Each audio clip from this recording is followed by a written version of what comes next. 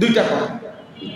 এক নম্বর কথা হলো, এই কাবিল, কিশোর যুবক ভাই, তোমাদের জন্য আমার একটা কথা, তাফসীরের মধ্যে আছে কথা, যে এই ঘটনার থেকে এই কথা স্পষ্ট যে কাবিল সে নারীতে আসক্ত ছিল। এই পৃথিবীর প্রথম অপরাধ নারীর আসক্তি। এই জমিনের প্রথম পাপ নারীর আসক্তি। আর এই জমিনের প্রথম কার্যকর সীমালঙ্ঘন নারীর আসক্তির কারণে অন্যায় খুন। খুন, অন্যায়, অবৈধ রক্তপাত। আচ্ছা, এবার দেখেন, এই নারীর আসক্তি হওয়ার কারণে কাবিলের মানসিকতাটা কি হয়েছে, এটাই শুধু যুবক ভাইদেরকে আমি শুনাইতে চাই। নারীর প্রতি আসক্ত হওয়ার কারণে এক নম্বর কথা হলো, এই কাবিল প্রথম আল্লাহ পাক রব্বুল আলামিন, মহান আল্লাহ বলছে তুমি এই নারীকে বিবাহ করো না। সে বলছে আমি আল্লাহর হুকুম মানি না, আমি নারী চাই। দুই, আদম আলাইহিস সালাম একজন নবী, নবী কিনা কথা বলেন? এই নবী বলছে কাবিলকে তুমি এই নারীকে বিবাহ করো না। এই কাবিল বলছে আমি নবীর হুকুম মানি না, আমি নারীকে চাই। তিন নাম্বার, আদম আলাইহিস সালাম তার বাবা কিনা, তো বাবা তার সন্তানকে বলছে এই বোনকে তুমি বিবাহ করো না। কাবিল বলছে আমি বাবা আমার হুকুমও মানি না, আমি নারীকেই চাই। চার নাম্বার, হাবিল তার আপন রক্তের ভাই, সে তার ভাইয়ের ইজ্জত, ভাইয়ের জান, ভাইয়ের রক্ত হালাল করে দিছে, অর্থাৎ তাকে খুন করে ফেলছে। বিনিময়ে সে বলছে তবুও আমি নারীকে চাই। এজন্য দোস্ত আমার, বন্ধু আমার, নওজোয়ান ভাই আমার, এই ভাই আপনাদেরকে শুনাইলাম এই কথা। এই কথা মনে রাখবেন, এই নারীর প্রতি আসক্ত যে হারাম প্রেম, হারাম সম্পর্ক, কোনো ভিন মেয়ের সাথে, কোনো নারীর সাথে যার অবৈধ সম্পর্ক, খোদার কসম এই মানুষ তখন আর মানুষ থাকে না, এটা আস্তা জানোয়ার ছাড়া আর কিচ্ছু থাকে না। এটা তখন পুরাটা জানোয়ার হয়, জানোয়ার হয়, জানোয়ার হয়, জানোয়ার হয়। ওই নারীর আসক্ত ওই জানোয়ার তখন বলে আমি আল্লাহ চিনি না, আমি রসুল চিনি না, আমি মা বাবার ইজ্জত চিনি না, আমি ভাই বন্ধু চিনি না, আমার নারী দরকার। আমার কি দরকার? আমার নারী দরকার। এই জন্য খুন করতে দ্বিধা করে না।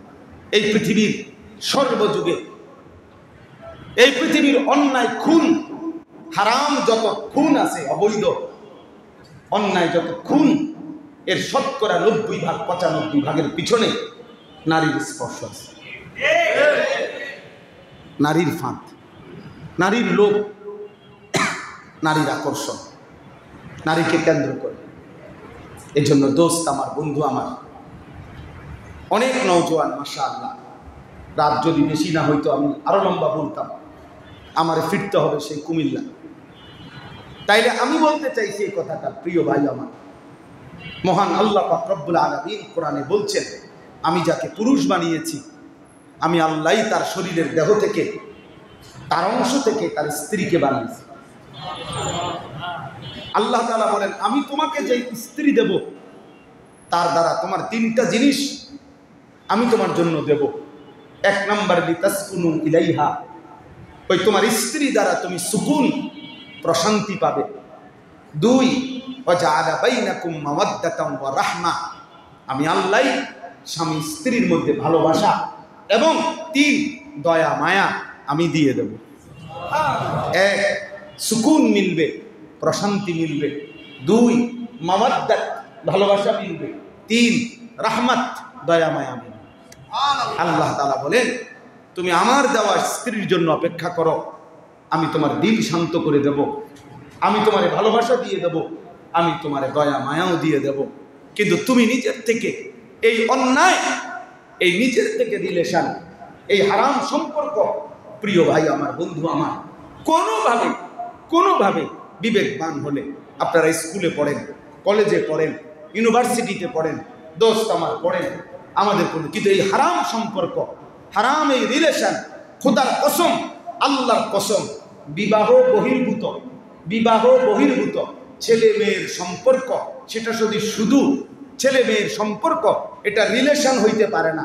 ইংরেজি বললেই কোনো কিছু শুদ্ধ হয়ে যায় না, ইংরেজি বললেই ভদ্র হয়ে যায় না। ইংরেজি ভাষা ভদ্র ভাষা, পৃথিবীতে এই কথা কোনো সিদ্ধান্তের মধ্যে নাই, কোনো রেজুলেশনের মধ্যে নাই।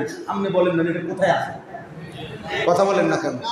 ইংরেজি একটি ভাষা, আরবি একটি ভাষা, উর্দু একটি ভাষা, বাংলা একটি ভাষা। ইংরেজি ভাষাকে শুদ্ধ ভাষা বলে, দুইটা শব্দ ইংরেজি পটপট করতে পারলে উনি ভদ্রলোক। এটা কিভাবে সিদ্ধান্ত হয়েছে? কোথায়? জাতিসংঘে? কোথায় এটা? কোথায় ফয়সালা হয়েছে? কোথায়? কথা বলেন না কেন? তাইলে আপনি এটাকে বললেন ওদের রিলেশন আমার, না আল্লাহর কসম খোদা, নবীজি সাল্লাল্লাহু আলাইহি সাল্লাম বলছে, স্বামী স্ত্রী এই বন্ধন ছাড়া নারী পুরুষের বাকি অবৈধ যত সম্পর্ক আছে, হারাম সম্পর্ক, নবীজি এটাকে বলছে জেনা, জেনা, জেনা, ব্যভিচার, ব্যভিচার, ব্যভিচারে। এই জন্য আল্লাহ নবী বলছে চোখেরও জেনা হয়, হাতেরও জেনা হয়, কানেরও জেনা হয়, দিলেরও জেনা হয়, এরপরে লজ্জাস্থানেরও জেনা।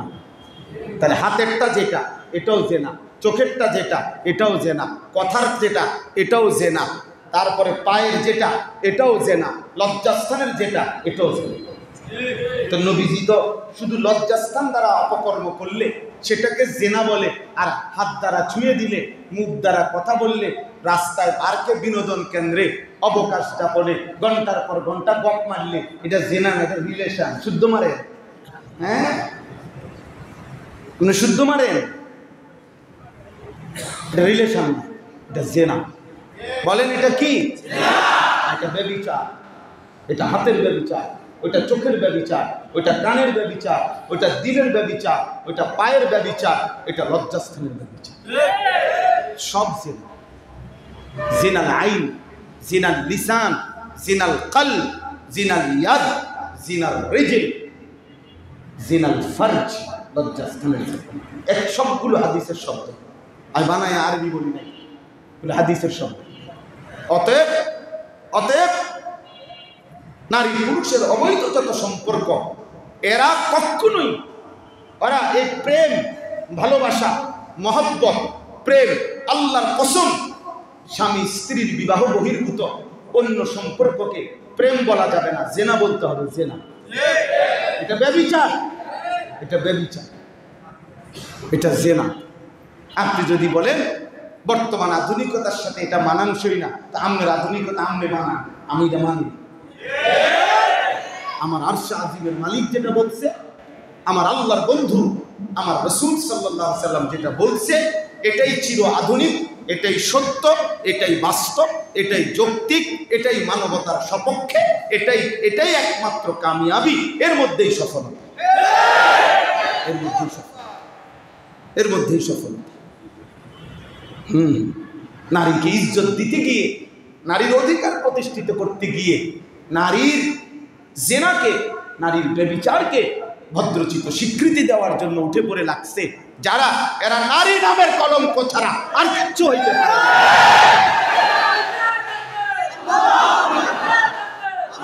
এরা ধর্মত্রয়ী হইতে পারে, এরা কোরআনকে লঙ্ঘনকারী হইতে পারে, এরা রাসূলকে লঙ্ঘনকারী হইতে পারে, এরা কোনো ভদ্র না, এরা মনুষ্য সমাজের উপযুক্ত কেউ হইতে পারে। ইসলাম নারীকে ইজ্জত দিয়েছে, কোরআন নারীকে সম্মান দিয়েছে।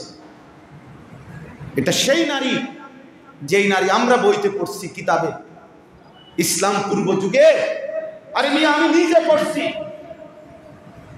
ইসলাম পূর্ব যুগে পৃথিবীতে একটা মতবাদ ছিল, এই মতবাদের স্লোগান ছিল 3 জিনিসে সবার সমান অধিকার। 3 জিনিসে কেউ কাউরের ধরে রাখার কোনো অধিকার নেই, সবার ব্যবহার করার সমান অধিকার। বিশ্বাস করেন, এটা ঐতিহাসিক আরবি কিতাবে আমরা পড়ছি। 1, আগুন, আগুনে সবার সমান অধিকার, আগুন যেখানেই থাকুক সবার। 2, পানি সবার সমান অধিকার। খোদার কসম কিতাবে লেখা আছে, তৃতীয় জিনিসটা হলো নারী। বুঝেন নাই? নারী নারী নারী সবার অধিকার, অর্থাৎ সে নির্দিষ্ট কারো কিছু না, যেখানে যে পাবে সেই তাকে ব্যবহার করবে, এই হলো তার জীবন।